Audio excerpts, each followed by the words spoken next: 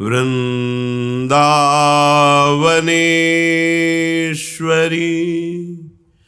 तवैव पदारविन्दम्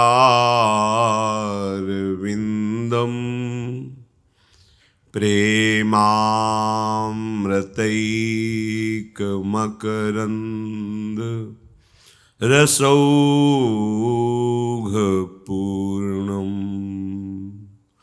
हृद्यर्पितं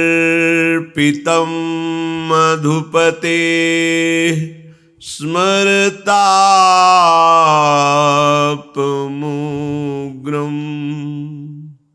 निर्वापयत्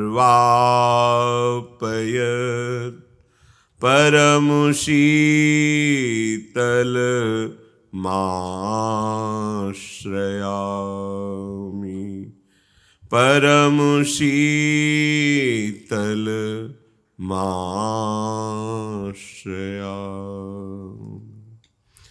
राधा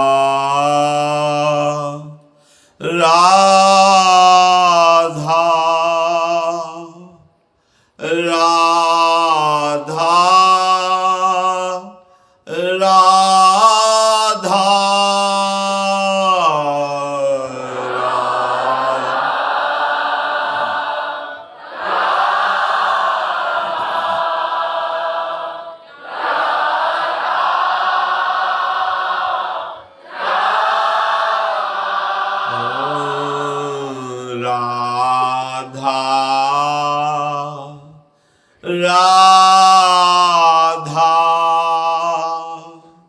राधा राधा राधा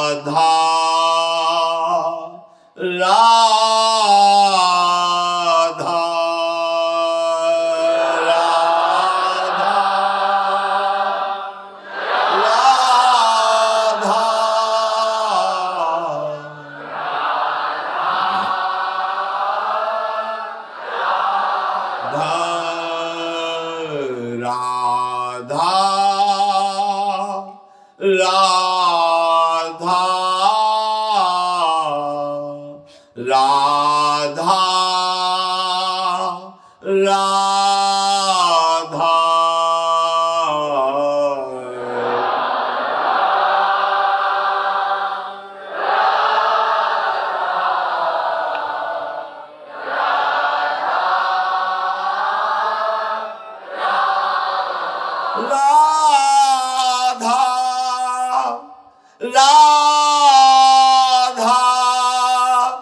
राधा राधा राधा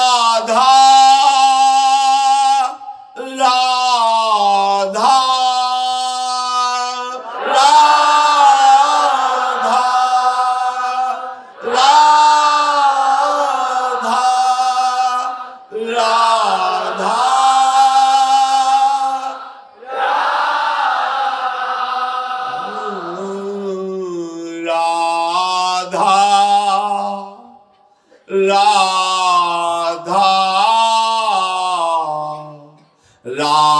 राधा राधा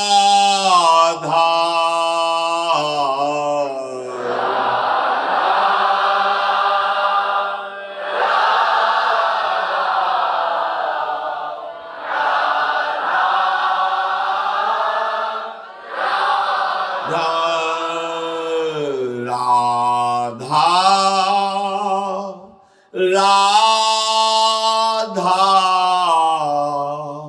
राधा राधा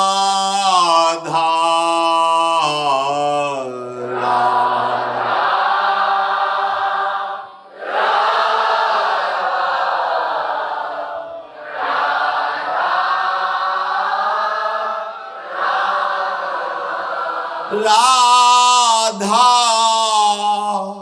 राधा राधा राधा राधा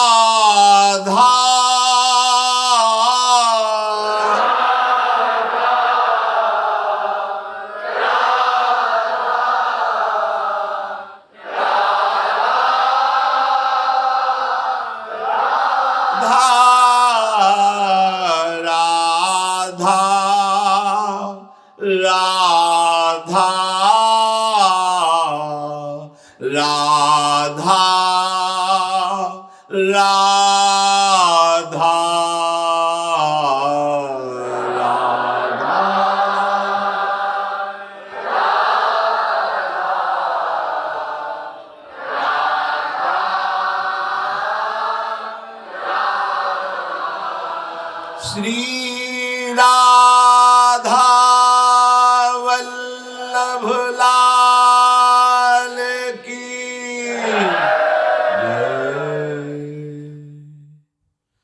परम सच्चिदानंद घन आनंद समुद्र प्रेम समुद्र ज्ञान वैराग्य भक्ति ऐश्वर्य अनंत शक्तियों के स्वामी प्रभु श्री कृष्णचंद्र जी कृपा करके अर्जुन जी को निमित्त बनाकर ऐसा अमृतमय उपदेश कर रहे हैं जो हम श्रद्धा विश्वास पूर्वक श्रवण करें, एकाग्र बुद्धि से महत्व रखकर मनन करें और अपने आचरण में उतारें, अपनी धारणा बना लें, तो इसी जन्म में समस्त दुख क्लेश अशांति जन्म मरण ये सब परंपरा नष्ट करके हम भगवत स्वरूप में स्थित हो जाएं, जो हमारा स्वरूप है।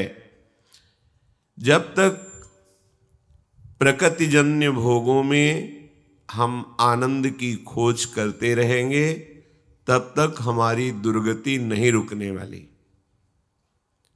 हम प्रभु के अंश हैं, अनजाने में भी हम प्रभु को ही चाह रहे हैं।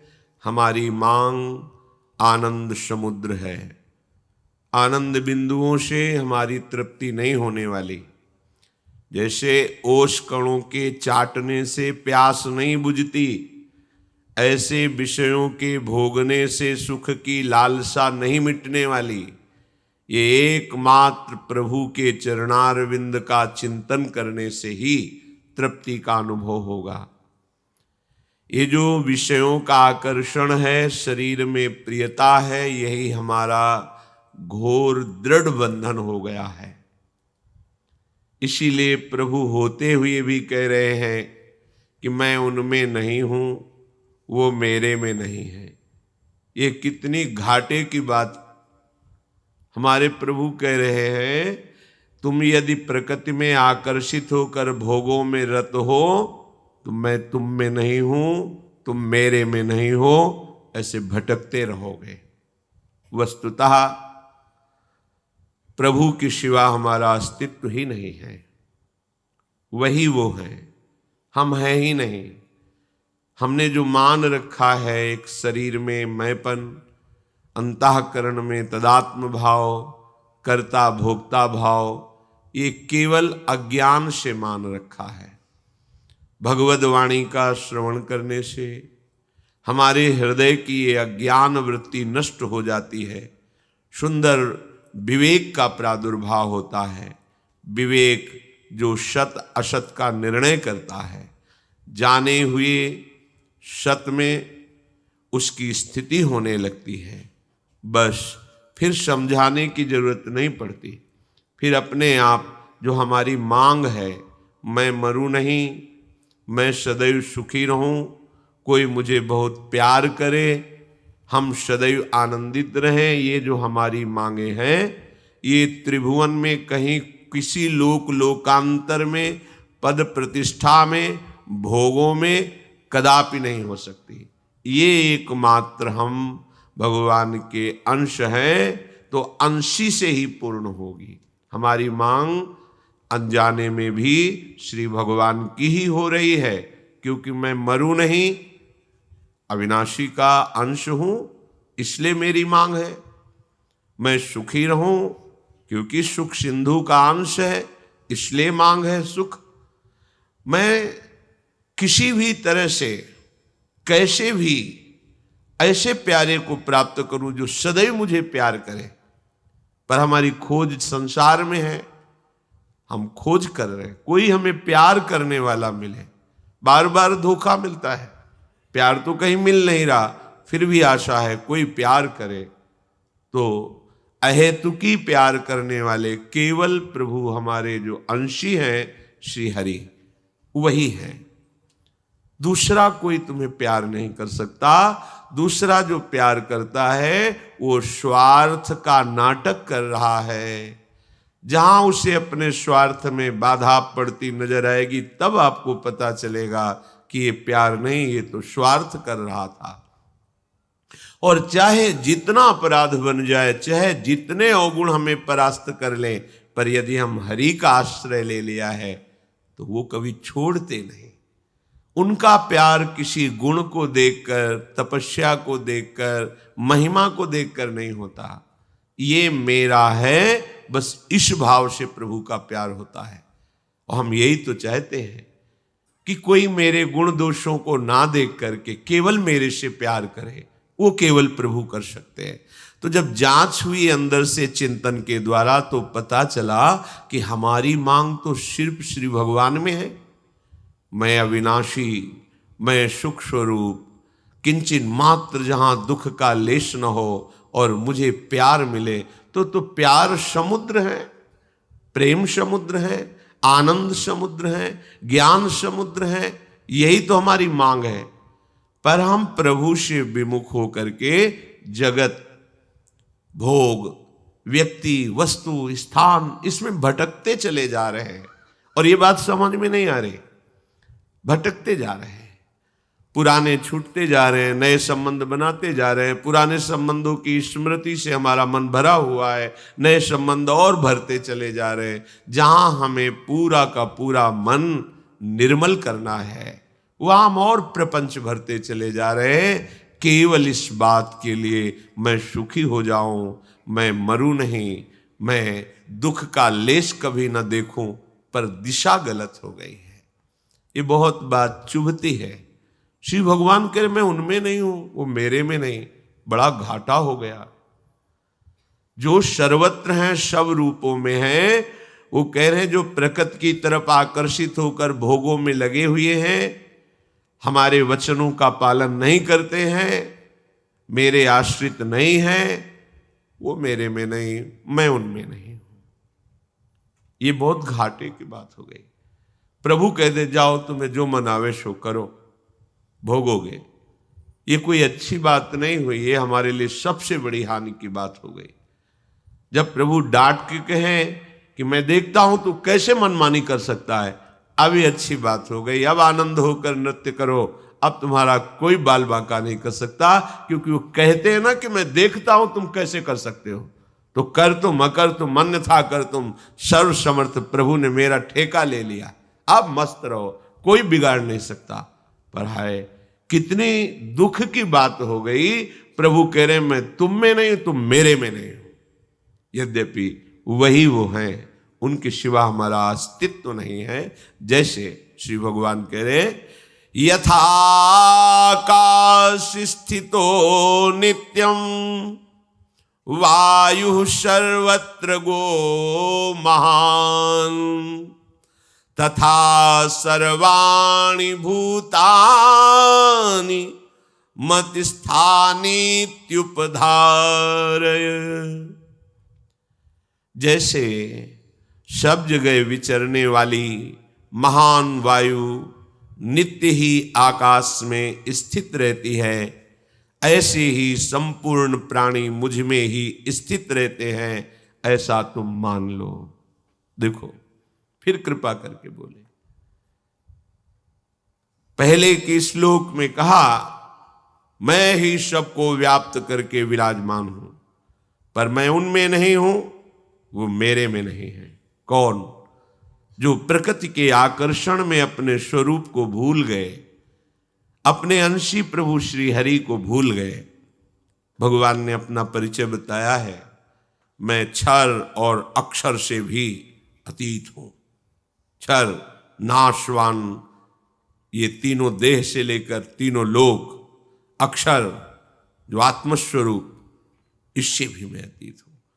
क्योंकि जब आत्मस्वरूप में स्थित हो गए तो ये अतीत शब्द इसी में समा जाएगा। पर जब तक आप देह भाव में स्थित हैं तब तक इस शब्द को नहीं जान पाएंगे। यह अध्यात्म है। कहीं भी शब्द है वहां पुलाई है, जहां पुलाई है वहां आकाश है। आकाश के बिना शब्द की सत्ता ही नहीं। जड़ चैतन्य जो भी, वो सब प्रभु में है। प्रभु है तो वो है, उन्हीं से सबकी सत्ता है। पर कभी ऐसा प्रभु हमारे प्रति न कह दे कि तू मेरे में नहीं, मैं तेरे में नहीं। ये सावधानी रखो। जब लोग प्रश्न करते हैं कि भगवान ने सबको, उनको बचाया, इनको क्यों नहीं बचा लिया, तो ये उत्तर सुनो, मैं तुम में नहीं हूं, तुम मेरे में नहीं हो। क्यों? क्योंकि तुम प्रकृति को स्वीकार करके उसके भोक्ता बन बैठे हो। इसलिए अवश्य में भोक्तव्यम कृतम कर्म शुभाशुभम, अपने शुभ अशुभ कर्मों का फल भोगो, जाओ। अगर आश्रित हो गए अपने अंशी प्रभु के तो सच्ची सच्ची वो निहाल कर देंगे, वो बचा लेंगे। इस काम, क्रोध, लोभ, मोह, मद, मत्सर की ज्वाला से बचा लेंगे। सब जल रहे हैं। भगवान कह रहे यथाकाश स्थितो नित्यम वायु सर्वत्र गो महान। जैसे सब जगह विचरने वाली महान वायु, उसकी स्थिति आकाश में ही रहती है। कभी बहुत जोर से, कभी सामान्य रूप से, कभी एकदम निष्पन्द, पर वायु है। वायु की सत्ता विराजमान है। कहां? आकाश में दिखाई देगी सब जगह, लेकिन नित्य स्थिति उसकी आकाश में है। कहीं बड़े वेग से चलते दिखाई देगी, कहीं निष्पन्द रूप से, कहीं सामान्य रूप से। आकाश से वायु अलग हो ही नहीं सकती। इसका तात्पर्य जीव भगवान से अलग हो ही नहीं सकता।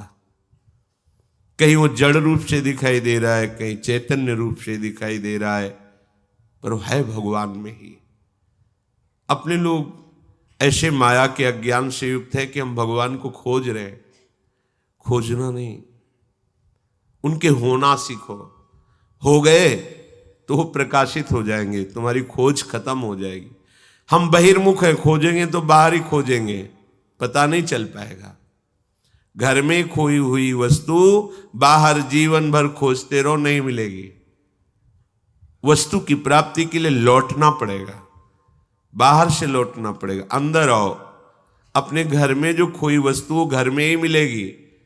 ऐसे ही बहिर्मुख इंद्रियों के द्वारा मन सहित विषयों में विचरना, अनंत जन्म हो गए, अभी तक नहीं सुख प्राप्त कर पाए। सुख पाना है तो घर में ही खो गया है। अंतर्मुख हो। सर्वात्मना न विसृजेत बहिरिंद्रियाणि। अपनी इंद्रियों को छूट मत दो, बहिर्मुख मत बनाओ, अंतर्मुख हो। हृदय की तरफ लौट पड़ो, और जब ढूंढोगे तो हृदय में ही वो मुस्कुराता हृदय विहारी प्रभु दिखाई देगा। हृदय आनंद समुद्र से भर जाएगा। वायु को आकाश में नित्य स्थित बताने का तात्पर्य है कि वायु चाहे भी तो आकाश से अलग नहीं हो सकती। ऐसे ही हम चाहे भी तो प्रभु से अलग नहीं हो सकते। वो हम में हैं, हम उनमें हैं। वो इतने सूक्ष्म है कि छोटे से छोटे अणु में भी विराजमान है। इतने महान हैं कि सब चराचर जगत उन्हीं की गोद में बैठा हुआ है। इसलिए तीनों लोक 14 भुवनों में जितना भी जीव है वो किंचन मात्र भी स्वतंत्र नहीं है, प्रभु से कभी अलग हो सकता नहीं, अलग है नहीं, अलग हुआ नहीं। बस ये भ्रम से प्रभु को भूल करके शरीर राग में, भोग राग में ऐसा फंस गया कि जन्म जन्मांतर भटकता चला जा रहा है, बिना किसी लक्ष्य के भटक ही रहा है। कितने कल्प युग व्यतीत हो गए। देखो कैसी सोच है। बच्चापन खेलने में गया, जवानी हुई, ऐसा लगता है जीवन का परम लाभ है, ब्याह आदि हुआ, घर गृहस्थी भोगी, बच्चे हुए, उनकी पढ़ाई लिखाई, ब्याह, मृत्यु आ गई, हाथ कुछ नहीं लगा। जिस खोज के लिए आए थे उसको हम भूल गए। माया ने कैसा जाल फैलाया, हमें लगा अब यही सत्य है। बोले अब सब कुछ हो गया, ब्याह भी बच्चों को हो गया, अब सब काम हो गए, बैंक बैलेंस भी है, अब तो बढ़िया। लेकिन जिस कार्य के लिए आए थे वो तो शुरुआत भी नहीं की, फिर मरे, फिर वही जन्म, फिर वही बात शुरू। कब से शुरू है? तो हमारा लक्ष्य क्या है? भगवत प्राप्ति, प्रभु में तन्मय हो जाना, शरीर का राग, भोगों का राग छूट जाना। ये लक्ष्य नहीं बना रहे, भटकते चले जा रहे। कोई भाग्यशाली सत्संग के प्रभाव से अपने लक्ष्य को दृढ़ कर पाता है। ये विशेषता से बात समझ लो, चाहे प्रलय हो, चाहे महाप्रलय हो, भगवान के सिवा तुम्हें विश्राम मिलने वाला नहीं। प्रलय हुआ, ब्रह्मा में समिट गए, महाप्रलय हुआ, ब्रह्मा सहित प्रकृति में, प्रकृति परमात्मा में, फिर समय आया, फिर प्रकृति से ब्रह्मा, ब्रह्मा से संपूर्ण सृष्टि। ब्रह्म मूल प्रकृति, त्रिगुणात्मिका प्रकृति, महातत्व अहंकार, सृजन प्रारंभ, फिर लय, उल्टी रीत। कब तक ये चलता रहेगा? आप थकते नहीं है सोचकर, बार बार जन्म, बार बार मरण, बार बार भोग, बार बार चाह, मलिन हृदय, इसलिए नहीं थकते हो। नहीं तो सोच के तुम भयभीत हो जाओगे, और भयभीत होना बहुत अच्छा है। यदि भयभीत हो गए तो प्रभु की शरण तुम्हारे हृदय में मांगने की बात आ जाएगी। तो जो शभीत आवाज सरनाई, तो रखियो ताहि प्राण की नाई। बड़े कृपालु प्रभु हैं, जिनको यहां विषम परिस्थिति दे करके साधु संग दे देते हैं। बड़ी कृपा समझो, जिनकी सारी अनुकूलताओं को नष्ट कर देते हैं और एक मार्ग बना देते हैं। चलो अब तो एक ही मात्र उपाय है, संतों के पास बैठे, उनकी बात सुने, फिर हम समझें कि हमारा लक्ष्य क्या है। अब तो हमारा कोई नहीं रहा, ये सबसे बड़ी कृपा होती है। जब किसी पर एक कृपा होती तो चूंकि सन्मुखता ना होने के कारण फिर वो भगवान को भी कोसता हुआ उन्हीं विषयों की प्राप्ति के लिए असत मार्ग का आचरण लेता है, चोरी, हिंसा, बलात्कार आदि आदि। बड़ा विचित्र खेल। भगवान कृपा करते हैं, वो उस कृपा को ठुकराकर असत मार्ग ले लेता है। जीवन के विभिन्न स्तरों पर हम न जाने कितने कितने स्वांग करते चले आ रहे हैं। बस एक ही लक्ष्य था सब स्वांगों का कि मैं निहाल हो जाऊं, निष्काम हो जाऊं, आनंदित हो जाऊं। पर किसी भी स्वांग से मुझे ये बात प्राप्त नहीं हुई। बार बार थोड़ा सा सुख और महान दुख यही भोगते चले आए। दुख का परिणाम भोगते हुए सुख की लालसा में जीवन भगवत विस्मृति के गर्भ में गिर गया। एक एक शब्द, सुख की लालसा में भोग रहे हैं दुख, और प्रभु की स्मृति, प्रभु का भजन त्याग दिए हैं। हमें ये नहीं पता चल रहा कि जो हमारी लालसा है वो केवल भजन से पूर्ण होगी। नए नए भोगों की चाह, नए नए आभावों का हृदय में दुख, ज्यों का त्यों बना हुआ है। पता नहीं कैसी माया है। मन में आता है कि यदि इतना हमारे पास सुख सुविधा होती तो हम बहुत सुखी हो जाते। अगर उसी जीवन में उतना हो गया तो उससे लाख गुना बढ़कर मांग, अभाव ही अभाव, कमी ही कमी, पूरे जीवन भर कमी। बड़ा आश्चर्य। आप देखो ना कैसा छलावा माया करती है। बचपन से लेकर अभी तक देखो, हमारी मांगें बदलती गई, वस्तुएं भोगते रहे, व्यक्तियों का संयोग लेते रहे, लेकिन अभाव कम नहीं हुआ। अब और जिस जीव पर भगवान की अनंत अपरिसीम कृपा होती है उसे भगवान दुख, विपत्ति, अपमान के जाल में फंसाते हैं। क्यों? निर्दयी है क्या? नहीं, यही एक औषधि केवल रह गई है। मनुष्य शरीर दिया, बड़ी अनुकूलताएं दी, फिर उसी में फंस गए तुम। अब क्या करें? ये कड़वी औषधि है पर अमोघ है। चाहे जितना उछल कूद मचाओ, कृपा समुद्र प्रभु ने अब तुम पर कृपा कर दी, अब तुमको भजन करना ही पड़ेगा। तुम्हारे लिए अब कोई रास्ता नहीं। एक बार कोई महापुरुष किसी उपासक से कह रहे थे, तुम लिख लो कागज में, तुम्हारे भाग्य में विषय सुख नहीं है। अगर तुम विषय सुख के लिए चेष्टा करते हो तो मारे जाओगे। लिख लो, तुम्हारे भाग्य में नहीं, तुम्हारे भाग्य में भगवत सुख है। इसे श्राप मानोगे या वरदान मानोगे? उन्होंने क्लियर कर दिया, है ही नहीं तुम्हारे भाग्य में विषय सुख। कुछ भी करके देख लो, करोगे तो मारे जाओगे। मारे जाओगे अर्थात तुम्हारी वृत्ति मारी जाएगी। उसके लिए प्रयास मत करो। तुम्हारे सुख में भगवत सुख है, तुम्हारे भाग्य में भगवत सुख है। रहस्य न समझने के कारण लगता है देखो ऐसा कह दिया, तुम्हारे भाग्य में विषय सुख है ही नहीं। ऐसे ही तुम कितना उछल कूद मचा लो, तुम कितना भागो, तुम्हें तीन तरफ से घेर लिया गया है। एक ही रास्ता है, इधर इधर इधर, तीनों तरफ बंद कर दिए गए रास्ते। पीछे लौट नहीं सकते, दाएं बाएं कोई रास्ता नहीं रखा गया। सन्मुख चलो भगवान की सीधे। अगर खड़े हो गए तो इतनी पीड़ा दी जाएगी कि खड़े भी नहीं हो सकते। आगे बढ़ो। यह है भगवान की विशिष्ट कृपा। चाहे जितना तुम प्रयास कर लो, यदि भगवत कृपा हो गई तो तुम्हें भजन करना ही पड़ेगा, भगवत प्राप्ति होगी ही तुम्हें। अपने लोग इसी लाइन में आ गए हैं। पता ही नहीं था कि कोई मंजिल भी होती है, ये कोई रास्ता भी होता है। ऐसे ही घेर के लाए और दौड़ाते चले, तब पता चला कि मुझे कितने महान मार्ग में प्रभु चला रहे हैं।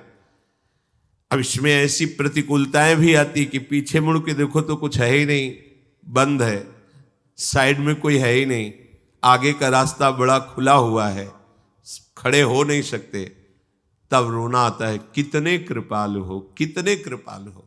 केवल एक ही रास्ता रखा है, मामेव ये प्रपद्यन्ते, दूसरा रखा ही नहीं। और कृपा का प्रवाह तुम्हें खड़े रहने नहीं देगा। जैसे प्रवाह होता है ना, तो उसमें हाथ पैर मारने की जरूरत नहीं है, वो तुम्हें खुद बहा के ले जाएगा। वायु का प्रवाह तिनके को बड़े उच्च स्थान में पहुंचा देता है, तिनके की सामर्थ्य नहीं है। स्वामी श्री हरिदास जी महाराज, तिनका ज्यों बयार के बस। ऐसे ही अपने लोग देखते हैं कि लाडली जू की कृपा के प्रवाह में हम बहते हुए लाडली जू की तरफ जा रहे हैं। अब हम चाहें भी उत्तर दक्षिण पश्चिम तो नहीं जा सकते, अब सन्मुख ही भागना पड़ेगा। अगर इधर उधर की तरफ ताकोगे तो जलोगे, भाग नहीं पाओगे, नहीं भाग पाओगे, क्योंकि तुम कृपा पात्र हो, अब नहीं भाग सकते। उपद्रवी बच्चे हैं, अगर जरा सी छूट मिल जाए तो घर के बाहर खेलने के लिए राजी, वो खिलाड़ी खड़े हैं, काम क्रोध लोभ मोह इशारा कर रहे हैं, आ जाओ। पर मैया इतनी बलवान है कि वैसे कलाई पकड़े हुए नहीं, उधर देखना भी नहीं है।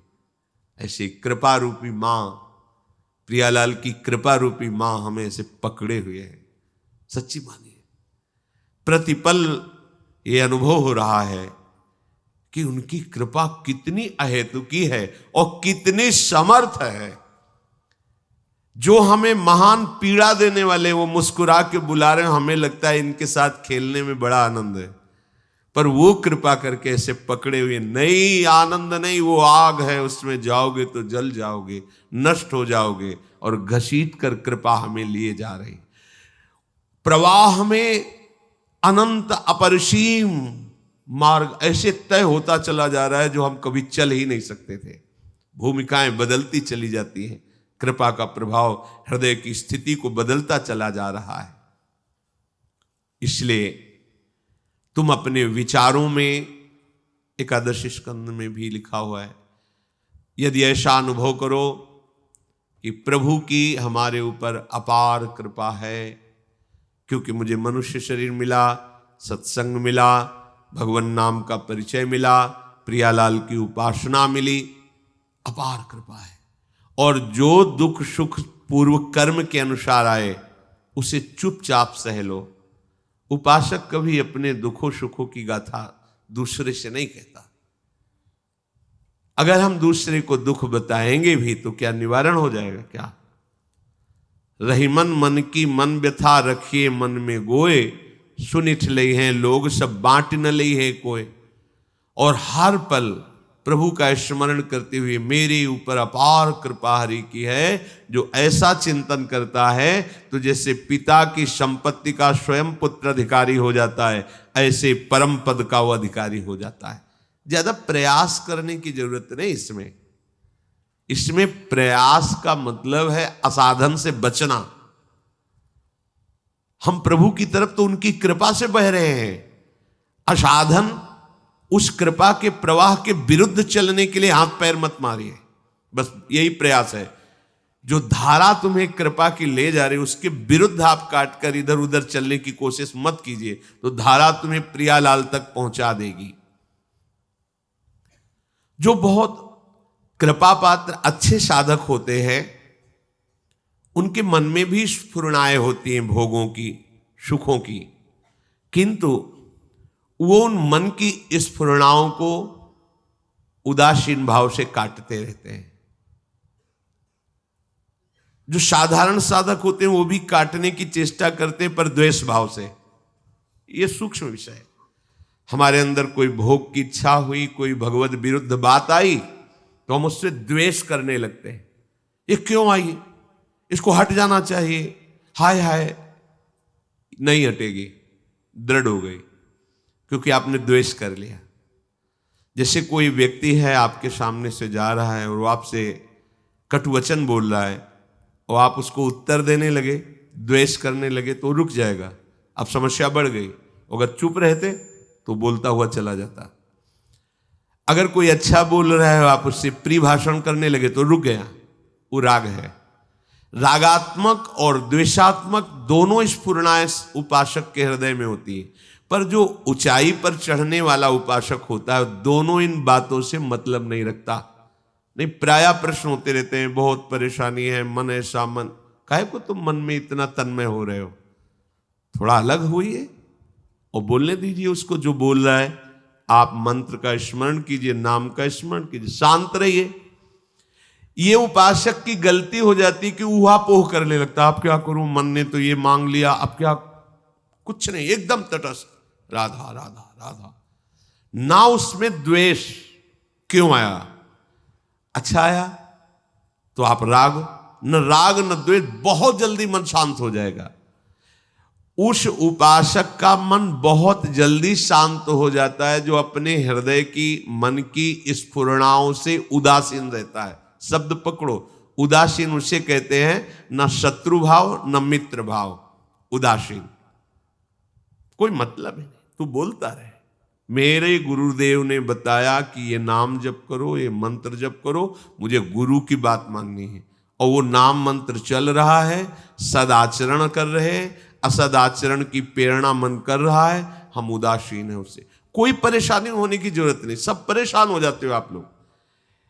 ये बहुत आंतरिक बात कह रहे हैं, इसमें हम अपने हृदय की भी बात करें। जब गुरु कृपा से ये युक्ति मिली तब समझ में आया कि बेमतलब पिट रहे थे, बेमतलब हम जल रहे थे। समस्या तो यही होती है ना, सबकी समस्या यही है। ये ऐसी जलन पैदा करके स्फुरणा कहता है कि हम संकल्प बना लेते हैं, उसका साथ दे देते हैं और संकल्प क्रिया में उतर जाता है।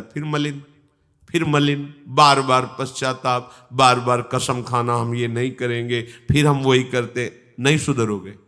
कैसे सुधरना है? पहली बात, नाम जप चलना चाहिए। दूसरी बात, मन की बात सुनते हुए भी नहीं सुनना है। वो सुनाएगा आपको, कान बंद कर सकते हो लेकिन श्रवणेंद्री थोड़ी, श्रवणेंद्री तो अंतर में है, वो श्रवणेंद्री को सुनाएगा। आपको उदासीन शब्द से परिचय कर लो, मतलब ही नहीं। तो बोले फिर मन तो गलत सोचता है और मन ही बंधन मोक्ष का कारण है, तो उसकी गलत भावना को दूर कराने के लिए यही युक्ति है। आप उदासीन हो जाओगे, उसकी स्फुरणाएं निकलती चली जा रही हैं, आपका नाम चल रहा है, नाम सद भावनाएं भरता चला जाएगा, क्योंकि आप खाली थोड़ी बैठे हो, भगवत सुमिरन परायण हो। जागने से सोने तक जिसको इसी जन्म में भगवत साक्षात्कार करना है, बहुत पॉइंट की बात है। तुम्हारे अंदर विचारों की भीड़ पैदा करेगा मन। मन ही बुद्धि है, मन ही चित्त है, मन ही सब कुछ है। क्योंकि वृत्ति के अनुसार अंतःकरण चतुष्टय कहा गया है, मुख्यतया मन ही है। निश्चयात्मक भाव होने के कारण बुद्धि कहा गया, चिंतन होने के कारण चित्त कहा गया, स्वीकृति क्रिया के होने के कारण अहंकार कहा गया, संकल्प बनने के कारण मन कहा। एक ही हृदय, एक ही अंतःकरण, चतुष्टय के नाम से कहा गया वृत्तियों के कारण। बहुत अच्छी बात, बहुत अच्छी बात है। क्या? जगने से लेकर सोने तक ये तुम्हारे अंदर विचारों की भीड़ पैदा करेगा। अच्छे विचार, बुरे विचार, ये ऐसे फेंकता रहता है, इसका काम है। ये कभी शांत नहीं रहता। देखो, आप देखना, आप देखो, खोया रहता आदमी, चल रहा है। और साधक ऐसा नहीं होता, वो उसकी स्फुरणाओं को देखता हुआ भी मंत्र नाम प्रभु की तरफ रहता है। मुख्यतया लक्ष्य उधर रहता है, जांच इसकी होती रहती है। और उदासीन, बिल्कुल हृदय में जलन नहीं होती। प्रारंभ में तो जलन, ये गंदी बात क्यों सोच रहा है, ये ऐसा, अच्छी बात आई तो हर्षित हो गए, बुरी बात आई तो शोकित। मतलब तुम तदात्म हो अंतःकरण से, हटो अंतःकरण से। बिल्कुल अलग है, बिल्कुल अलग है। मान लीजिए, अभी आप समझ नहीं पा रहे, बिल्कुल अलग है। वो बिल्कुल कुछ नहीं कर सकता तुम्हारा, जब तक तुम उसको सपोर्ट नहीं दोगे। सपोर्ट ना देने की सामर्थ्य नाम देगा, नाम, दूसरा कोई उपाय नहीं। मान लीजिए, हृदय की बात मान लीजिए, जितना तुम नाम जप करोगे उतना तुम में बल आता जाएगा और तुम मन का निरीक्षण करोगे, मन को देखते रहोगे। अभी तुम मन को देख नहीं पा रहे क्योंकि अलग नहीं हुए। तुम ही मन बन करके मांगे कर रहे हो, मन बन करके क्रियाएं कर रहे हो, मन बन करके विचारों में फंसे हुए। बहुत गंभीरता से देखो, एक क्षण भी तुम बिना विचार के नहीं रहते। बहुत गंभीरता से देखो, वो चल रहा है, वो अपना जाल बुन रहा है, मकड़ी की तरह वो जाल बुनता रहता है, उसी में खेलता रहता है। जैसे मकड़ी अपने अंदर से जाल निकालती, उसी में खेलती रहती है, ऐसे ही मन अपने अंदर से जाल फैलाता रहता है प्रपंच का, और उसी में खेलना चाहता है। उपासक को चाहिए कि उन विचारों में से, सब गंदे नहीं होते, कुछ अच्छे विचार होते हैं जो सपोर्ट कर रहे, जो मार्ग में, भगवत मार्ग में बढ़ने वाले। और जो असत विचार हैं उनसे बिल्कुल दुखी नहीं होना है। आप दुखी हो जाते हो। बहुत से उपासक रोते हुए प्रश्न करते, मैं मन से बहुत परेशान हूं। ये बिल्कुल गलत बात, आप बहुत गलत स्थिति में हैं। बिल्कुल आप रो दिए तो मार देगा वो आपको। ये भेड़िया है, बच्चों को डराता है, बड़ों के सामने पूंछ दबा के भागता है। यहां बड़े कौन है? जो भगवान नाम आश्रय लिए, बड़े का सहारा लिए हुए हैं। भगवान नाम बहुत बड़ा है। कल एक उपासक ने प्रश्न किया कि अपने बड़े को, गुरुजनों को श्रीमान ऐसे लगा के बोलते हैं, और आप राधा राधा राधा, हरिवंश हरिवंश हरिवंश, ये तो सबसे बड़े हैं। तो ये नियम लागू कर देना चाहिए कि बिना श्री के नाम नहीं लेंगे। बड़े अच्छे भाव हैं, सम्माननीय भाव है, पर आप जानते नहीं हो ये अक्षर ब्रह्म है। जैसे राधा, ये इतना महान है कि प्रभु भी इसका स्वाद लेते हैं। अब जो सम्मान देने लायक है उसे सम्मान दे। सम्मान देने लायक कौन है? जिसे अपमान का बोध है। और ये कौन है? ये नाम नामी को भी अधीन करने वाला जो सबसे बड़ा है। तो ये रा और मां, रा और धा, कृष्ण, गोविंद, इनमें कोई श्री नमो नमः इनके लगाने की कोई जरूरत नहीं, क्योंकि वो सबसे महान, ईश्वर को भी अधीन करने की सामर्थ्य। तुमने श्रीमान को बड़ा समझ लिया ना, और नाम को सम्मान देने के लिए श्रीमान लगाना चाहा ना, ये प्रकृति धरा की बात है। परमात्मा को भी जो अधीन कर ले उसका, वो अक्षर ब्रह्म नाम राधा। अब इसमें श्री मान और मति या कुछ लगाने की जरूरत नहीं। राधा मतलब इससे महान कोई है ही नहीं।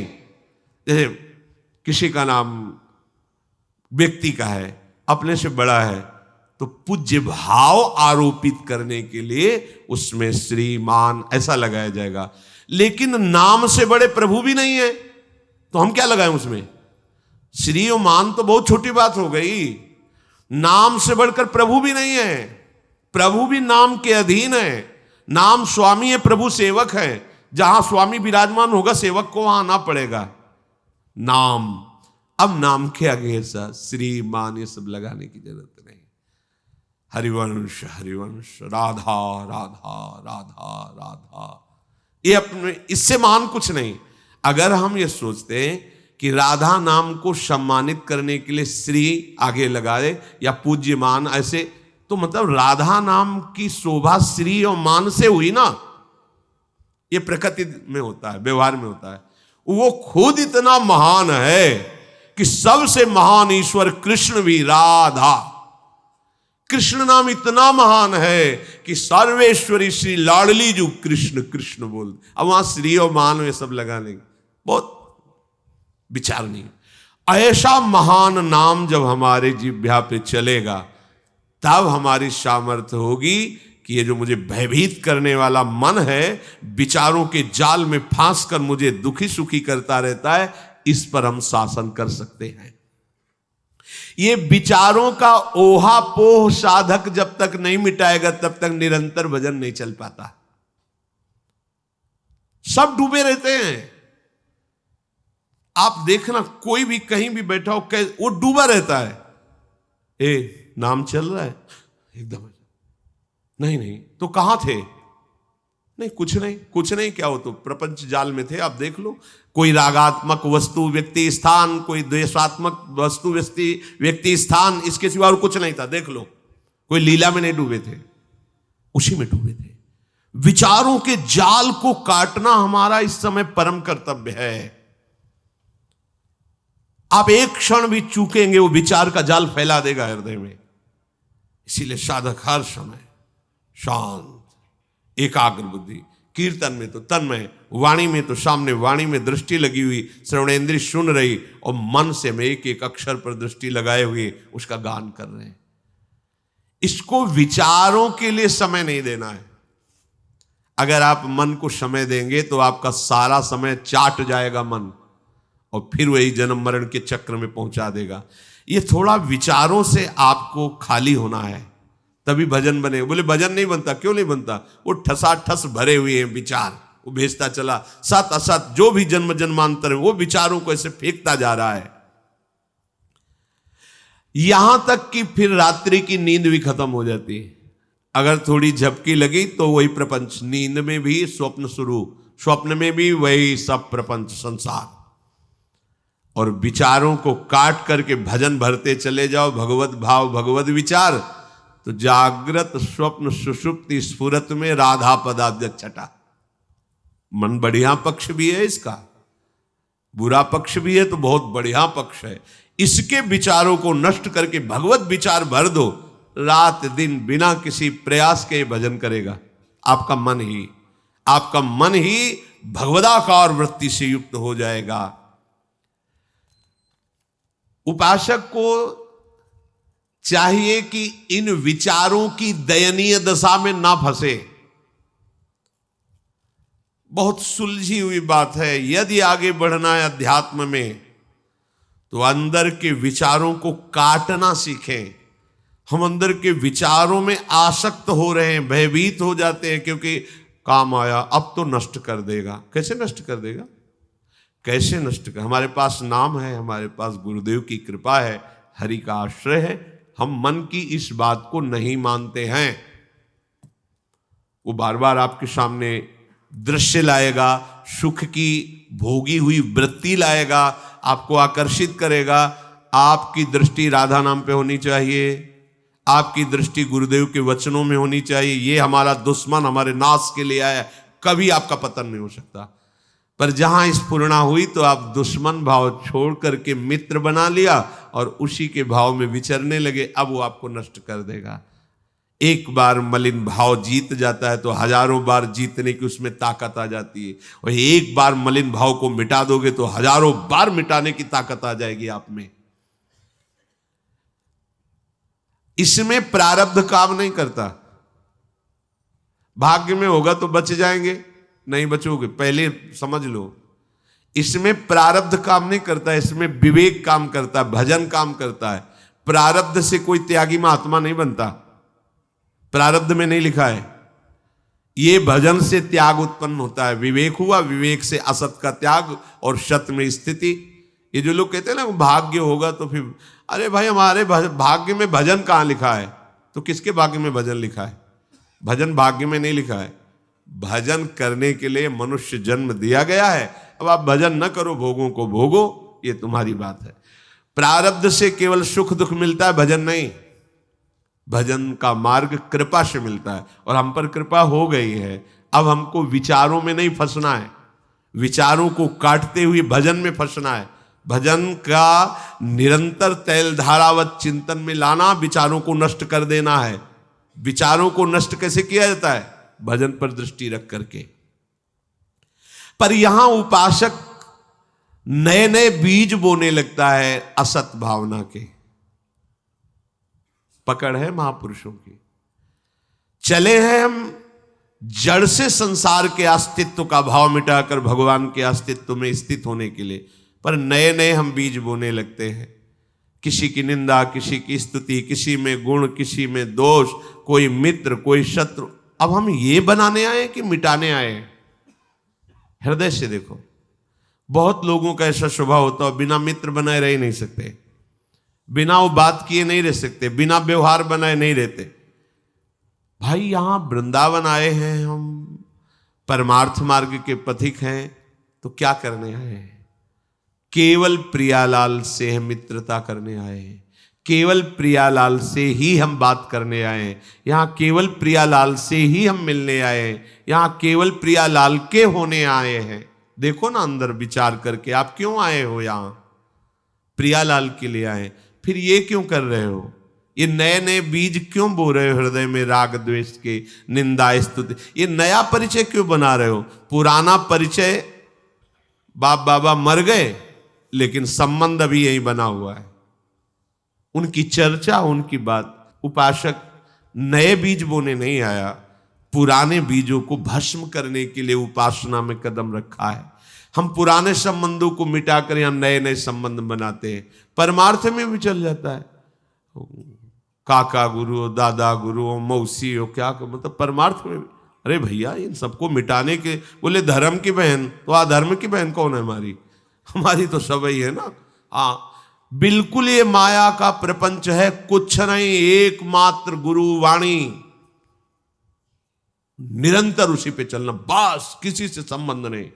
पूरा का पूरा अंतःकरण हमें प्रभु को देना है, किसी और को नहीं। प्रारब्धवशात दुख सुख की ये वृत्तियां आती हैं, भजन की वृत्ति प्रारब्ध से नहीं आती। ये भूल जाना कि हमारे भाग्य में काल ही कर्म ईश्वर ही मिथ्या दोष लगाए। परमार्थ के साधक कुछ ऐसे होते हैं जो तोते की तरह परमार्थ की बातें याद कर लेते हैं।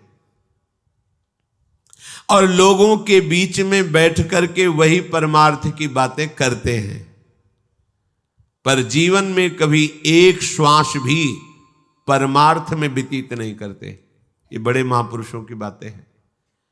एक श्वास परमार्थ में, एक सेकंड भी समाहित चित्त होकर अपने आराध्य देव में नहीं डूबे, और लंबी लंबी भाषण परमार्थ के सीख के और वो बोलते हैं। ऐसे का जीवन सत्य का साक्षात्कार करने के लिए जो मिला था उससे वंचित हो जाता है। ये जो प्रवचन करना है बहुत खतरनाक खेल है। श्री प्रियालाल कृपा करके सामर्थ्य दें, उन्हीं की सामर्थ्य से इस खेल से निकल सकता है, नहीं बहुत जहरीला खेल है ये। उपदेशक बनना, प्रवचन करना, ये बहुत खतरनाक खेल है। ये बिना ब्रह्मबोध संपन्न महापुरुष के इस खेल से बच नहीं सकता, क्योंकि सबसे घातक घातक प्रहार इसमें होते हैं और वो बड़े मीठे होते हैं। बाहर से इतने सुहावने लगते हैं कि अपने आप गर्दन कटवा लो, ऐसे सुहावने घातक अस्त्र फेंकती माया इसमें। सम्मान, प्रतिष्ठा, यश, कीर्ति, भोगों की बाहुल्यता, जगत की प्रियता, जो परमार्थ का पूर्णतया अपहरण करने में समर्थ है, प्रवचनकर्ता को ये सब मिलते हैं। अगर वो ब्रह्मबोध संपन्न नहीं है, भगवदानंद में डूबा या भगवदानंद की प्रबल व्याकुलता से युक्त नहीं है, तो मारा जाएगा, पक्का मारा जाएगा। कुछ नहीं रह जाएगा अंदर परमार्थ, केवल बाहर परमार्थ का स्वांग नाटक रह जाएगा। ये कोई छोटा मोटा खेल ना समझा जाए। उपदेशक बनना, प्रवचनकार बनना या आदि आदि, जब तक सब में भगवत बुद्धि नहीं है, जब तक आत्म काम नहीं हुआ है, परमानंद में डूबा नहीं है, तब तक बहुत खतरनाक है। ये सम्मान परमार्थ को ऐसे चाट जाता है जैसे अजगर किसी को लील जाए तो बाहर कोई चिन्ह भी नहीं बचेगा। ऐसे ही सम्मानम कल्याति घोर गलम, ये महाविषधर सर्प की तरह सम्मान लील जाता है। तो सत्य का साक्षात्कार करने वाले उपासक को जब तक सत्य का साक्षात्कार ना हो जाए तो सारा श्रम परिश्रम केवल भजन में लगाना चाहिए। उपदेशक नहीं बनना चाहिए, बना नहीं जाता है, यंत्रवत वो कराने लगते हैं। जब तक हम कुछ बनेंगे तो बिगड़ने के चांस हैं, और जब यंत्रवत होता है तो हरि के हाथ में होता है, हरि के हाथ से वो चलता है, फिर कोई परेशानी नहीं होती। वो मूकम करोति वाचालम पंगुम लंघयते गिरिम यत् कृपातम हम वंदे परमानंद माधवम। वो बुलवावें जैसा करवावें, अब उनके ऊपर हाथ बात है, अपने को नहीं बनना। ये जो तोते की तरह शास्त्रीय बातें सीख करके बोलकर अपनी प्रतिष्ठा और सम्मान, इनसे साधना ही नहीं बन सकती भगवत प्राप्ति की। बहुत सावधान रहना, बहुत सावधान रहना। जो हम सत्संग में बातें, शास्त्रों में बातें सुनते हैं, उनको हमें अपने जीवन में उतारने की चेष्टा करनी है। जीवन में अगर जो हम बोल रहे हैं वो नहीं है हमारे जीवन में, तो इसी को पाखंड कहते हैं, दंभ कहते हैं। दूसरों से कहें सत्य बोलो और दिन भर प्रपंच बोलते रहे, झूठ बोलते रहे। हाँ, त्याग मार्ग में चलो और दिन भर भोगों का चिंतन करते, ये इसी को पाखंड कहते हैं, इसी को नाटक दंभ कहते हैं। यदि आप इसी जन्म में भगवत प्राप्ति करना चाहते हैं तो गुरु प्रदत्त साधन में महान आदर बुद्धि होनी चाहिए। चलते फिरते खाते पीते हर समय इसी महान साधन में आपकी बुद्धि लगनी चाहिए। मन ही मन बार बार जो मन विचारों के प्रवाह दे रहा है, उसमें गुरु प्रदत्त साधन को लगाइए। बार बार मन को राधा राधा, बार बार पद चिंतन, बार बार सेवा भावना का चिंतन। जब तक प्रियालाल तुम्हारे हृदय में आकर विराजमान ना हो जाए तब तक साधना पक्की नहीं मानना। आपको कुछ स्थिति प्राप्त हुई है तो उसकी पहचान क्या है? आंख खोलो तो प्रियालाल, आंख बंद करो तो प्रियालाल। किसी व्यक्ति पर दृष्टि गई तो उसके हृदय मंदिर में प्रियालाल, किसी जड़ वस्तु उसके हृदय में प्रियालाल, सर्वत्र से प्रिया। अब कोई गिरने के चांस नहीं, बिल्कुल कोई नहीं गिरा सकता। तो अपने उपासना में आधर बुद्धि रहेगी तो उठते बैठते चलते फिरते खाते पीते सोते जागते तभी मानी जाएगी आदर बुद्धि है, जब उपास्य तत्व के ही चिंतन में रहे।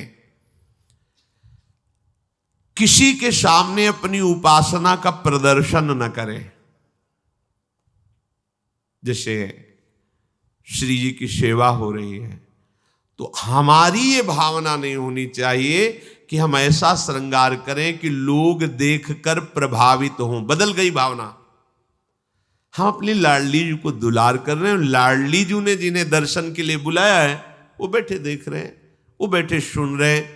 हम नृत्य कर रहे हैं अपनी लाडली जी के लिए, आप दर्शन करने आए। लाडली जी ने आपको बुलाया है क्योंकि जिन पर हमारी लाडली जी की कृपा है वही इस वृंदावन में आते हैं। वृंदावन में भी आकर के यहाँ वही आएंगे जिससे लाडली जी बुलाएंगी, क्योंकि बिना लाडली जी के बुलाए आप यहाँ बैठ नहीं सकते, क्योंकि ये राधा केली कुंज है।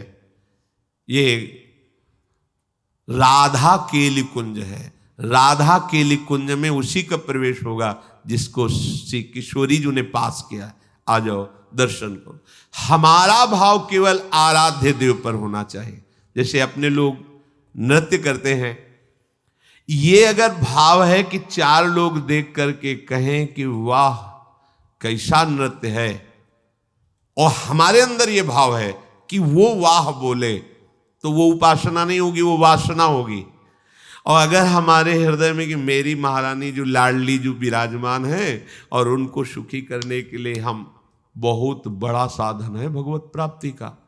ये जो नृत्य है ये बहुत बड़ा साधन है।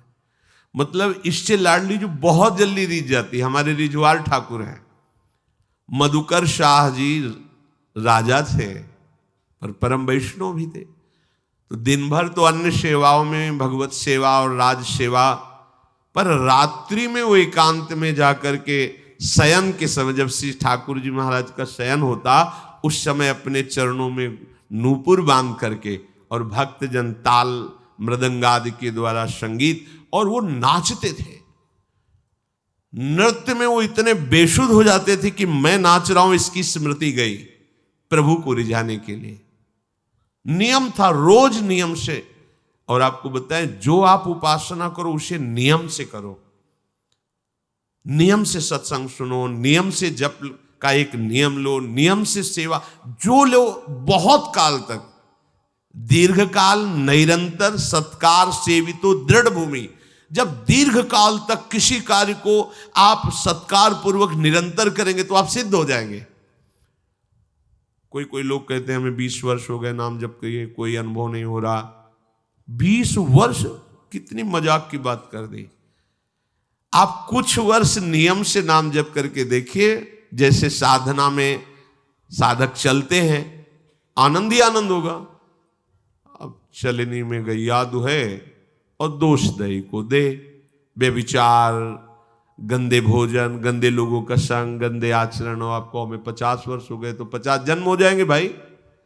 असाधन करते हुए कभी अनुभव थोड़ी होता परमानंद का।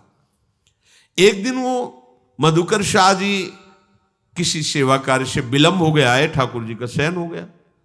बहुत उनको हृदय में दुख हुआ कि आज तो ठाकुर जी के आगे नृत्य नहीं कर पाए। ये कुछ लोग टिप्पणी करते हैं बाहर के लिए कि यह नाचना कूदना क्या है, बैठ के ध्यान करो। अगर सबई स्वाद तुम्हें पता चल जाता तो महापुरुष ना हो जाते। आपको क्या पता है, जब आनंद की उमगन होती है और अपने प्यारे के सामने नृत्य किया जाता है तो प्यारे कुछ न्यौछावर देते हैं। वो न्यौछावर होती प्रेम, जो किसी साधना से नहीं मिलता, केवल प्यारे की कृपा से मिलता है। ये जो लोग कहते हैं ना कि देखो बाबा जी लोग नृत्य कर रहे हैं या किसी का ऐसा, ये नाचना गाना क्या है, क्या जाने। वही फिर बात निर्गुण निराकार हो बोले तो मूर्ति की उपासना। अभी एक अंग को जानते हो, सर्वांग नहीं जानते। जब सर्वांग जानोगे, सनकादि से बड़ा कोई ज्ञानी है, इनसे बड़ा कोई त्यागी, लंगोटी भी नहीं लगाते। हर समय हरिशरणम हरिशरणम। देखो भागवत में आया है कि कोई मृदंग बजा रहा है, कोई तो सनकादि नृत्य कर रहे हैं। सुखदेव जी भाव वर्णन, भाव भीनी भंगियां प्रकट करते हुए नृत्य कर रहे। आप क्या जानो, ये नृत्य प्रियालाल को प्रसन्न कर। एक बार शाम के 4 बजे पूज्य गुरुदेव भगवान लाडली कुंज में जब रहते थे, तो सेवा में पद गायन की सेवा में जाते, तो देखा कि पर्दा बंद, दरवाजा बंद, एकदम शांत। जरा सा पर्दा खुला था तो देखा श्री जी के सामने महाराज जी ऐसे भाव, कोई स्वर नहीं, कोई ताल नहीं, बस ऐसे 1 घंटा चुपचाप खड़े रहोगे। देखा बस वही चल रहा है। अब कितना डूबे हैं कि सामने लाडली लाल हैं, प्रियालाल के लिए नृत्य, चाहे सभा में नृत्य हो, चाहे एकांत में नृत्य हो, प्रियालाल के लिए। ये जो मानते हैं ना कि ये नृत्य करना दिखावा है, ऐसा नहीं है। मीरा जी रात्रि रात्रि भर अपने गिरधर के सामने नृत्य करते। यो नृत्यति प्रहृष्टात्मा भावैर्बहु शुभक्तितः सा निर्दहति पापानि मनवंतर सतेष्वपि नृत्यताम श्रीपतेरग्रे तालिका वादनैर्भृशम उड्डीयन्ते शरीरस्था सर्वे पातक पक्षिणः। जो उपासक आनंद में भर करके इस विचार से कि जो मैं नृत्य कर रहा हूं मेरे प्रियतम प्रसन्न हो, प्रभु के विग्रह के आगे नृत्य करता है, उसके सैकड़ों मनवंतरों के जन्मों के पाप नष्ट हो जाते हैं। यो नृत्यति प्रहृष्टात्मा भावैर्बहु शुभक्तितः स निर्दहति पापानि मनवंतर सतेष्वपि। सैकड़ों मनवंतर में जो हजारों जन्म हुए, उन सब जन्मों के पाप नष्ट होते हैं प्रभु के सामने नृत्य करना। नृत्यताम श्रीपतेरग्रे तालिका वादनैर्भृशम। ताली बजाते हुए प्रभु के सामने आप नाच रहे, तो आपके शरीर में जो पाप छुपे हुए सब नष्ट हो रहे, सब उड़ रहे। जैसे ताली बजाने से पक्षी उड़ जाते हैं, ऐसे जो ताली बजाते हुए प्रभु का नाम कीर्तन करते हुए प्रभु के सामने नृत्य करते हैं, तो शरीर स्था सर्वे पातक पक्षिणः। पाप रूपी पक्षी शरीर के स्थान से हट करके निकल जाते हैं। प्रभु जी हमारे स्वामी हैं और मैं उनका सेवक हूं। उनको रिझाने के लिए मैं नृत्य कर रहा हूं, गान कर रहा हूं। पर गान का, नृत्य का भाव किसी और के दिखाने के लिए नहीं होना चाहिए। जैसे बहुत कला प्रवृत्ति से नाच करके अंदर भाव है कि दूसरे रीझे, बस बात बदल गई, अब वो उपासना नहीं रही। दूसरे की दृष्टि में आना कि मैं बहुत बढ़िया, ये अपने भाव हैं, अब उपासना नहीं रही, अब केवल नाटक है। लेकिन वही नृत्य यदि प्रभु को केवल निमित्त बना, प्रभु को केवल प्रभु को लक्ष्य बना, बस वही आपकी भगवत प्राप्ति का हेतु हो जाएगा। संसार में सब नाच ही रहे हैं, माया नचा रही है, परंतु वो बड़े भाग्यशाली हैं जो प्रभु के सामने नृत्य करते हैं। प्रेम का पंथ निराला है। जब तक हमारे हृदय में किसी और की स्मृति है, किसी और के रिझाने का भाव है, तब तक प्रेम का स्पर्श नहीं होता। एक हड़िया सराय है, प्रयाग से 6 कोस की दूरी पर। वहां श्री ठाकुर जी की सेवा का विस्तार करके नारायण दास जी नाम के एक संत थे। वो जब श्रृंगार कर लेते तो बहुत जोर से फिर नाचते थे, घंटों नाचते श्री ठाकुर जी के आगे। उनका नृत्य ऐसा होता था कि लोग आश्चर्यचकित हो जाते थे। एक होता है बनावटी नृत्य और एक होता है भावात्मक नृत्य, जिसकी दृष्टि में कि सामने प्रभु हैं, उसमें फिर दिव्यता आ जाती है। जो इनके नृत्य को देखे वो लट्टू हो जाए, आसक्त हो जाए, उनकी भावभंगी, आंखों से आंसू झर रहे, रोमांच हो रहा है, सामने प्रभु बैठे नृत्य कर रहे।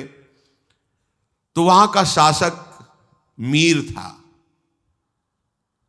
उसने जो सुना कि हड़िया सराय में कोई संत आए हैं, बहुत विचित्र नृत्य करते हैं और बड़ी महिमा है, सब देख करके आश्चर्यचकित हो जाते हैं। सराय होता है जब बहुतायत हो, जैसे वृंदावन को संतों की सराय कहा गया है, यहाँ संत गली गली संत है। हड़िया सराय में मलेच्छों की बहुतायत थी। संतों की महान महिमामयी वृत्ति यही होती है कि जो अभक्त हैं वो भी उनको देखकर भक्त बन जाते हैं। वहां ठाकुर सेवा विस्तार करके नृत्य किया तो वहां के मलेच्छ प्रभावित हो गए और मीर साहब को सूचना दी, जो वहां के राजा थे। उन्होंने भेजा कि चलो हमारे सामने नृत्य करो आकर के। अभी भारी समस्या हो तो केवल प्रभु के सामने नाचते।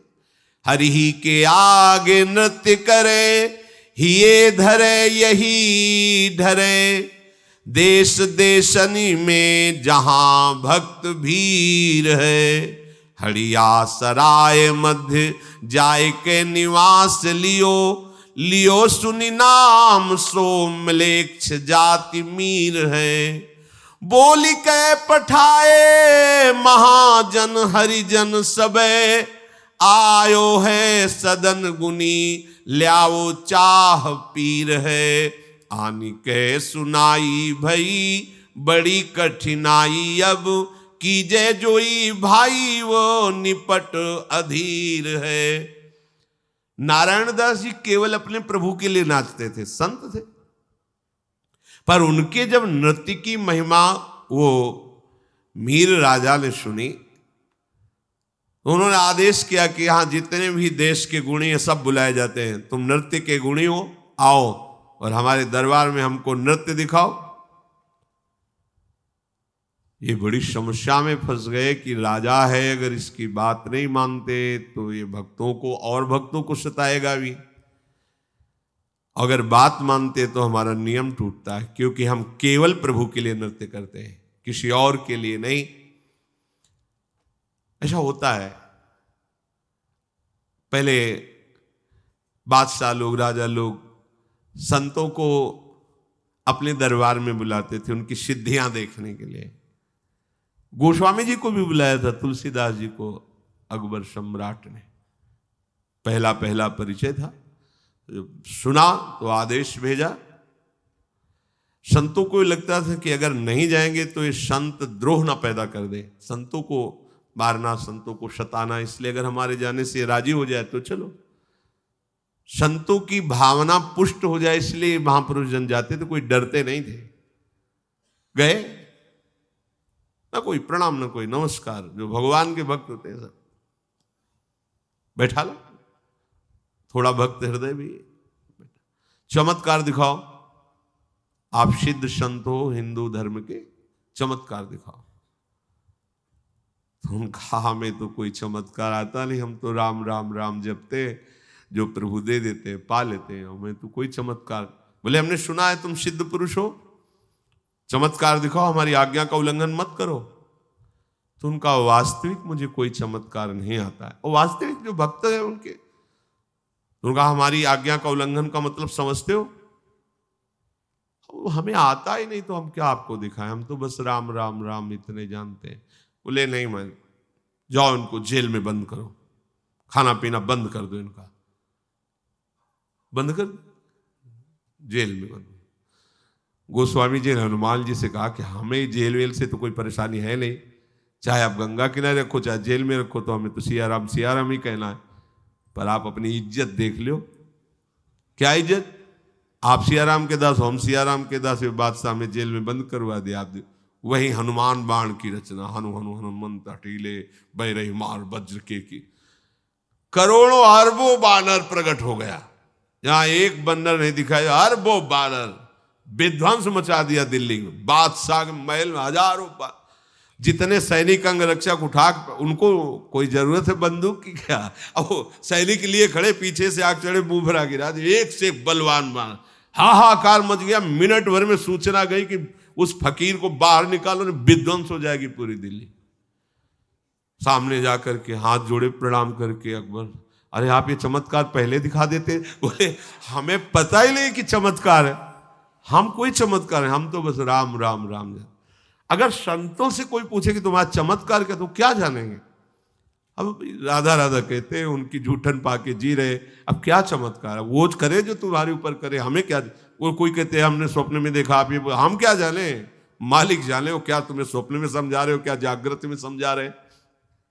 नारायण दास जी के सामने बड़ी समस्या हो गई कि राजा की आज्ञा, और वो भी म्लेच्छ धर्मावलंबी, अगर हम नहीं जाते तो संतों के प्रति अश्रद्धा करके कहीं अनर्थ न कर दे, और अगर जाते तो मेरे जीवन भर की निष्ठा में पानी फिर जाएगा। जब उपासक कभी ऐसी समस्या में पड़ता है तो फिर सीधे भगवान से सलाह लेता है। नारायण दास जी ने भगवान से कहा कि अभी आप ही उपाय बताओ, क्योंकि आपको मैं वहां ले नहीं जा सकता। भैया कि प्रभु का सिंहासन रखकर प्रभु को विराजमान कर, उनको ना ऐसी सभा में कैसे ले जाए? जो विधर्मी हैं उनकी सभा में ठाकुर सेवा विस्तार करके कैसे? आपको नहीं ले जाएंगे। बहुत प्यार करते हैं भक्तजन अपने सेवा से, ऐसा नहीं कि कहीं भी है आप हमें दंड दे दो, आप हमें जो चाहो, हमारे ठाकुर को हम देखने भी नहीं देंगे तुम्हें, इतना प्यार होता है। कोकिल साईं जी सबको अपने ठाकुर जी के दर्शन नहीं कराते थे। पता नहीं कौन क्या मांग ले ठाकुर जी से, मेरे ठाकुर जी को परेशानी होगी इसलिए चुने हुए भक्त को ही दर्शन कराते थे, जो कोई मांगे ना, और कहते थे कुछ मांगना नहीं, हम आराम से खवा पिया बैठा लाए, आप कुछ मांगोगे उनको परेशान। अब कितना कोमल भाव, हमारे प्रभु से मांगना भी नहीं, उनको परेशान नहीं कर रहा है, हम उनको सुख देने के लिए है ना, हम उनको दुख देने के लिए थोड़ी है। भक्तों को बहुत कोमल स्वभाव होता है, वो ये भूल जाते हैं कि भगवान है, वो अपने प्राणों से भी अधिक उनको प्यार करने लगते हैं। जैसे यहाँ म्लेच्छों का आक्रमण हुआ तो बिहारी जी को लेकर बिहार बनाद में छुपा के, राधा वल्लभ जी को काम बनाद में, श्रीनाथ जी को ऐसे, ये थोड़ी कि भगवान है आप अपनी रक्षा करेंगे, हमारी भी होंगे दुनिया के लिए भगवान, हमारे तो लाडले लाल हैं, प्राण हमारे पहले जाएंगे फिर कोई ठाकुर को छू सकता है। तो ठाकुर जी से कहा आपको तो वहां ले नहीं जाएंगे, अब हम उनके सामने नृत्य कैसे करें? मानो ठाकुर जी ने इशारे में बता दिया कि तुलसी जी मेरा ही स्वरूप है, तुम बड़ी माला वैसे ही तुलसी की डालते हो, तो नृत्य में बड़ी माला डाल के कैसे होगा? तो उसको उतार के रखने के बहाने सिंहासन में रख देना, और मेरा ही स्वरूप तुलसी जी है, फिर आप नृत्य करना। हाँ, बच गए, हमारी निष्ठा भी बच जाएगी और उसकी इच्छा भी पूर्ति हो जाएगी। तो उन्होंने गए सभा में और कहा नृत्य करना है, ये हम माला धारण करे रहते हैं, तो नृत्य में माला बड़ी है तो पास में ही एक सिंहासन लगाओ, वहां हम माला रखेंगे, क्योंकि हमारी ये पूज्य माला है तो हम आदर से रखें। किसी को समझने भी नहीं दिया, और राजा के समीप ही आसन और उस पर तुलसी जी की माला विराजमान की, और भाव से देखा कि मेरे श्याम सुंदर ललित त्रिभंगी तुलसी जी में विराजमान है, और बस नृत्य शुरू किया। ऐसा गान, ऐसा नृत्य शुरू किया, सब सभा आश्चर्यचकित, मंत्र मुग्ध, सबका मन शांत। ये भक्ति का प्रभाव होता है। जिसके हृदय में भजन होता है वो बोले, नाचे, गाए, या कैसी भी परिस्थिति हो, वो सबके मन को समाहित कर लेगा, क्योंकि सब में के मन को समाहित करने की सामर्थ्य एकमात्र भगवान में। जैसे विवेकानंद जी जब गए थे ना, तो यही चमत्कार दिखाया, सब पूरे विदेशियों के मन को आकर्षित करके, शून्य में कोई संकल्प नहीं, कोई विकल्प नहीं, सब आश्चर्यचकित हो गए, लट्टू हो गए। ऐसा चमत्कार, तदात्म होकर जे ही तदात्म भाव, जैसे श्री ध्रुव जी ने तदात्म होकर अपनी वायु रोकी, सबकी रुक गई। अच्छा, तदात्म होकर मन को शांत, सबका मन शांत, सब शून्याकार, किसी को शुद्ध नहीं, मैं कौन हूं, कहां हूं। यह आश्चर्यचकित प्रभाव, नृत्य करते पूरी सभा में राजा तक आनंद मगन, पर नृत्य करते करते ललित त्रिभंगी भाव में ऐसे हुए प्राण छूट गए। सामने दुनिया को दिखाई दे रहा तुलसी की माला, वहां ललित त्रिभंगी लालजू, और उन्हीं का वैसे रूप धारण ललित त्रिभंगी हुए और प्राण समर्पित कर दिए।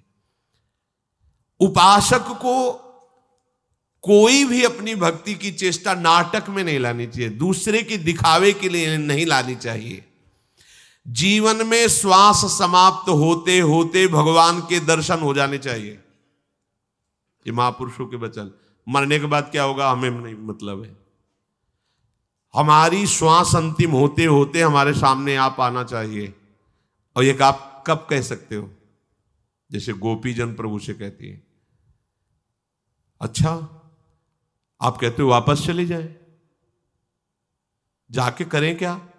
मन तो आपने चुरा लिया है, मेरा एक भी कदम पीछे नहीं हटेगा। अगर आप ऐसा कहते हैं तो आप अभी देख लेंगे कि हम सब की सब राख की ढेर तुम्हें मिलेंगी, क्योंकि तुम्हारी प्रेम की विराग्नि मेरे हृदय में जल रही, केवल आपके कारण ही उसे रोके हुए। अगर छोड़ दिया तो हम सब भस्म हो जाएंगे आपके सामने। आपके लिए तन मन प्राण सर्वस्व न्यौछावर कर दिया, और अब आप कह रहे हो जाओ। ऐसा नहीं। अगर आपने ऐसा कहा, अभी आपके सामने हम सब प्राण त्याग देंगे। और वैसे भी मन तो आपने ले लिया, मन के बिना तन करेगा क्या? ये कि हमें इसी जन्म में दर्शन चाहिए, उसके लिए मन प्राण सर्वस्व न्यौछावर कर कर जप करो, तो आपको कहना ही नहीं पड़ेगा। बड़े कृपालु हैं, ये छा जाते हैं, नेत्रों में छा जाते हैं, हृदय में छा जाते हैं। ये तोते की तरह परमार्थ रटने वाली वृत्ति को हटाओ। जो जाना है उसे अपने अनुभव में उतारो। यदि हमारी गुरु प्रदत्त साधना में आदर बुद्धि होगी तो अपने आप आपकी स्थिति बदलती चली जाएगी। देखो, गुरु परंपरा से इसीलिए सब महात्मा जन सिद्ध हुए, जुड़े। कोई कहीं भी हो, प्रगट में नहीं नाम लेगा तो अंतर से किसी न किसी महापुरुष को गुरु बनाए, क्योंकि उसकी कृपा हमें घसीटती है। जैसे अपने लोग हैं ना, तो लाडली जू, हित सजनी जू और परंपरागत कितने प्रेम सिद्ध महापुरुष हुए, सहचरी भावापन। अब हम उन्हीं के बच्चे हैं, उन्हीं के मार्ग में हैं, तो उन सबकी कृपा हम पर होगी, तभी हम वहां पहुंच पाएंगे। नहीं तो जहां प्यारोढ़ुम क्षमते नयच्छु सुकादि नाम तुय ध्यानगम, वहां हम पहुंचे, हमारी ताकत है, भला हमारी सामर्थ्य है कि हम प्रियाजू तक पहुंच जाएं, जहां संभाव्योपि विरंचि नारद शिव स्वयं भुआद्य। तो हम पहुंचने का जो बार बार उत्साह दिखाते हैं, वो अपने गुरुजनों के बल से दिखाते हैं, जो परंपरागत सिद्ध महापुरुष हैं। हम उन्हीं के बच्चे हैं, उन्हीं की कृपा से, उन्हीं के दुलार से हमें लाडली जू की प्राप्ति हो जाएगी।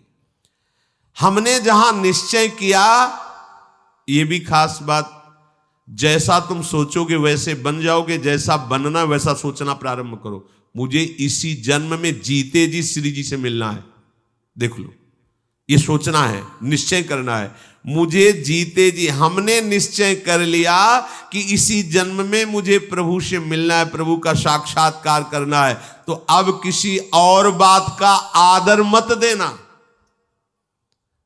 यहां हम लोग ऐसे चलते हैं कि भगवत प्राप्ति भी 99 और बातें, उनमें से एक बात भगवत प्राप्ति भी। ऐसे नहीं होता। इसी जन्म में भगवत साक्षात्कार करना, तो फिर और किसी बात का आदर नहीं होगा।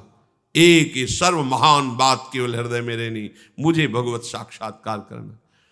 एक अयोध्या में सिद्ध संत भगवान थे, तो एक भागवत प्रवक्ता जी ने उनसे कहा कि मैंने भागवत सीखा है और आपको सुनाना चाहते हैं। तो उनका जैसी श्रीहरि की इच्छा, तो उन्होंने सुनाया भागवत 7 दिन आके। तो कहा भाई कुछ दक्षिणा भी देनी चाहिए भागवताचार्य को। तो संत भगवान ने कहा जो तुम्हारे हृदय में हो वो तुम मांग लो। तो उनका भगवान हमारे संतान नहीं होती, अगर एक बेटा हो जाए, बोले जाओ राम जी की कृपा से हो जाएगा। और तो भगवान धन की भी समस्या है, जाओ ये भी हो जाएगा। चुप हो गए संत भगवान। बोले प्रभु भगवान की भक्ति भी दे दीजिए। भगवान की भक्ति दे दी, दबका दी। पहले नंबर में बेटा, फिर दूसरे, फिर तीसरे नंबर में भगवान की भक्ति। ऐसे थोड़ी होता है। यदि तुम पहले बोलते कि भगवान की भक्ति और बाद में ये बोलते तो चल जाता, लेकिन तुमने पहले पुत्र और धन मांगा, अब तुम भगवान की भक्ति के अधिकार को खो चुके हो। तो जब हम ये भाव हृदय में रखते हैं कि मुझे प्रियाजू की प्राप्ति करनी है, तो फिर हमें किसी अन्य भाव, अन्य बात का आदर हृदय में नहीं करना चाहिए। नहीं, ये बात झूठी मानी जाएगी, तभी हमें भगवत साक्षात्कार नहीं होता। प्रभु की जगह केवल प्रभु होने चाहिए। हृदय में देखिए, प्रभु की जगह केवल प्रभु। और अभी हमारे हृदय की दशा क्या है अपने लोगों की? प्रभु बहुत छोटी जगह में है और विषय और शरीर संबंध बहुत बड़ी जगह में है। अनुकूल नहीं पड़ा तो गुरु छूट गए, मंत्र छूट गई, उपासना छूट गई। वही परिवार, वही भोग सामग्री, वही रुपया पैसा प्रदान हो गया। ऐसा नहीं, प्रभु के समान केवल प्रभु हैं, तो प्रभु की जगह में केवल प्रभु हैं। दूसरा कोई वस्तु, व्यक्ति, स्थान नहीं होना चाहिए उस जगह में। तो इसी जन्म में भगवत साक्षात्कार हो जाएगा। हमें इसी जन्म में भगवत साक्षात्कार क्यों नहीं होता? क्योंकि प्रभु की जगह में बहुत कुछ रखे हुए हैं। प्रभु तो मिल ही जाएंगे ना, घर की बात है। भोग बड़ा दुर्लभ है, भोजन बड़ा दुर्लभ है। परान्नम दुर्लभम लोके देहोयम पुला पुला। शरीर तो बार बार मिलता है, निमंत्रण थोड़ी बार बार मिलता है। दबा के पाओ, खूब सामने भोग उपस्थित हो गया। भगवान तो कल फिर क्षमा मांग के भजन कर लेंगे, मिल ही जाएंगे। लेकिन आज ये भोग जो मिल रहा है, ये पता नहीं भाग्य में मिले कि ना मिले। मतलब भगवान से भी बढ़कर भोग, भगवान से भी बढ़कर रुपया पैसा, व्यक्ति, वस्तु, महत्व, ये नहीं। अपरसीम कृपा का अधिकारी, विश्वास कीजिए, वही होता है जो प्रभु की जगह केवल प्रभु को रखता है। हृदय में एक ऐसी जगह बनाओ जहां प्रभु विराजमान करो, और उनके समान कोई नहीं, कोई नहीं, कोई लाभ, कोई रिश्ता, कोई नाता, कोई पद नहीं। बहुत जल्दी आपको अनुभव हो जाएगा कि प्रभु कैसे आपको कृपा करके मिल रहे हैं। जब आपकी आराध्य देव का नाम स्मरण करते ही आंसू आने लगे, तो जान लेना मिलने का समय बहुत नजदीक आ रहा है। नाटक वाले नहीं होने चाहिए, कुछ नाटक के भी होते हैं कि मतलब बात कुछ और चल रही है अंदर। ऐसा होता है। एक बार राधा वल्लभ सत्संग में बताया, राधा वल्लभ लाल जी के दर्शन कर रहे थे, तो एक सामने व्यक्ति खड़ा आंसू गिरा रहा था। तो ऐसे बगल में था, देखा तो बार बार उसके चरण पड़ने का मन हुआ कि हमारे प्रभु की रूप माधुरी को देखकर कैसा रो रहा है। काफी एकदम भाव है कि कितने अवया हम बाबा जी होकर प्रभु को सूखी आंखों से देख रहे हैं, और ये देखो गृहस्थ वेश में है और प्रभु को देखकर कैसे अश्रुपात कर। धिक्कार हमारे जीवन को, इनके जैसा हमारे हृदय में प्रेम। फिर थोड़ी देर के बाद वो जो विनय शुरू किया, आपने बचा लिया पत्नी को, प्रभु अगर आप ना बचाते तो मैं आप बिल्कुल जीता ले। अरे भाई, पतली के लिए रो रहा पतली के लिए रो रहा है। हम समझ रहे तो राधा वल्लभ लाल की रूप माधुरी में डूब के रो रहा है। तो ऐसा भी होता है जैसे रोने का कोई प्रसंग भागवतिक चल रहा है, अब वो पिटा पिटाया संसार का है, अब वो चिल्ला के रोने लगा भावावेश में रो रहा है। नहीं, ऐसा भी नहीं, बात कुछ अंदर से और चल रही है और प्रसंग चल रहा है द्रवित होने वाला, तो वो ऐसा प्रभु के लिए रोना है। पर अगर झूठे से भी रोए तो भगवान कृपा कर देते हैं। श्री गदाधर भट्ट जी की कथा में सब अगल बगल वाले श्री कृष्ण रूप माधुरी में रो रहे थे, तो एक महंत जी थे, वो देखते कि सब रो रहे, हम रो नहीं रहे, तो लोग हमें क्या कहेंगे कि संत हो के नहीं रोते। तो ऐसे लाल मिर्च जो है एक कोने में अचला के ऐसे बांध ली थी ऐसे, और जहां वो रोने वाला प्रसंग आता ना ऐसे, अब वो लाल मिर्च उसमें तो जब जाती तो आंसू निकलने लगते, और बस ऐसे ऐसे करते। तो ऐसे गदाधर भट्ट जी ने देखा कि उनके तो बराबर आंसू, अब लाल मिर्च काफी देर आंसू गिराएगी, बराबर आंसू चल रहे, तो उन्होंने कहा कि बहुत कृपा है इन संत के ऊपर। तो एक दिन सत्संग मतलब कथा के बाद उतरे, उनके चरणों में प्रणाम किया और कहा हम आपसे एकांत बैठकर बातें करना, आप तो महान भगत हो। आसपास देखा, जो चरणों में गिरे हुए, महाराज ये लाल मिर्च का चमत्कार बोले एक को बूंद आंसू प्रभु के लिए नहीं निकलते। इसलिए गदाधर भट्ट जी वो तो भगवत स्वरूप भाव में, तो उनका प्रभु के रोने के लिए आप आंखों में लाल मिर्च लगाते हैं, कितना प्यार प्रभु से है, आप प्रभु के लिए रोना चाहते हैं, और ऐसे हृदय से भरकर जे भी लगाया तो असली प्रेम जागृत हो। झूठा खेले साचा होए। अगर प्रभु के लिए झूठे भी रोया जाए ना तो सच्ची में रोना आने लगेगा धीरे धीरे, झूठे से भी भक्ति। पर इतना बात समझ लो कि जब तक हृदय से रोना नहीं आएगा तब तक साक्षात्कार नहीं होगा, ये पक्की। बिन रोए किन पाइया प्रेम पिया। व्याकुलता पूर्वक जब हृदय में ऐसा होता अब जिया नहीं जा रहा, उसी समय भगवत झांकी सामने होती है, प्रभु की मंद मंद मुस्क। और झांकी नहीं होती, संभाषण होता है। संभाषण ही नहीं होता, स्पर्श होता है। स्पर्श ही नहीं होता, वो साथ खेलने लगता है, वो प्रभुमय हो जाता है।